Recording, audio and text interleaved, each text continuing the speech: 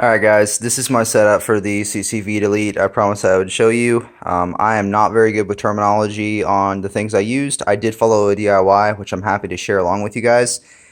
It's pretty simple. So a few main rubber boots, hose boots that I was able to go buy at the auto store. Not too hard to find.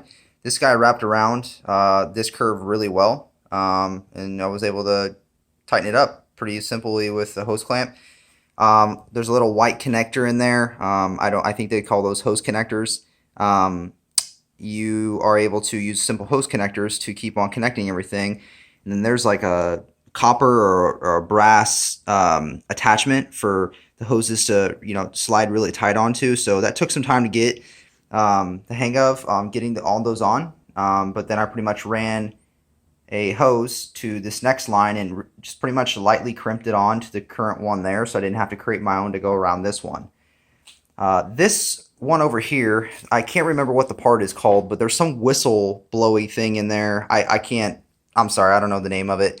But inside is pretty much a shutoff valve or some type of valve that apparently is really good for it. So what I did was I pretty much hooked this thing up to the table, and I slowly cut or carved the current plastic off it, and this is a really hard piece, so it's really hard to break, but be careful with it if you try it. And I pretty much attached everything, so this is my setup, and everything else is deleted. I actually took the CCV or the oil separator out last night, and so now all I have is essentially this. So let me just show you. I got one hand on the light, one hand on this. So let me just go ahead and pop it on and just show you how good it looks with it on.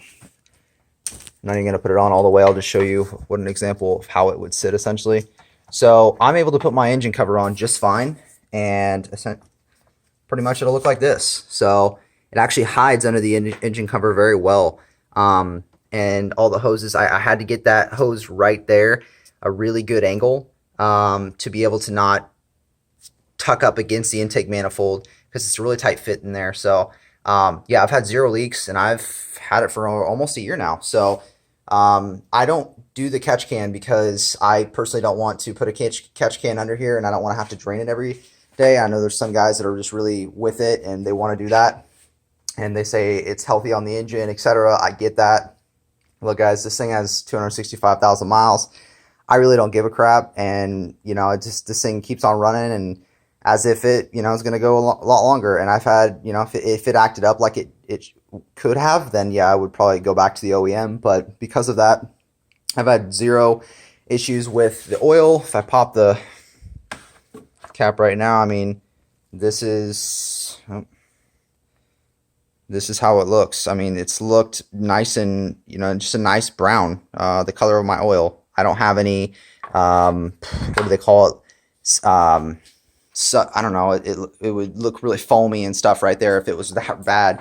I'm also not leaking out of my valve cover gasket either. So maybe it's just my setup, and I'm not putting too much force in there, but also this thing cruises around. I'm not drag racing this thing or anything. So that could be why people are popping popping holes and doing all this crap with their valve cover gaskets, having issues with it. So hope that's good for you guys, as I promised. And I will do a video on the sound on the headers, because I told another guy on the group that I do have headers down there, all the way down to pretty much straight pipe all the way back, all the way out, except for the 2 resonators. So other than that, it's just a muffler delete. So hope you guys have a good night, and keep on trucking on these E46s and BMWs.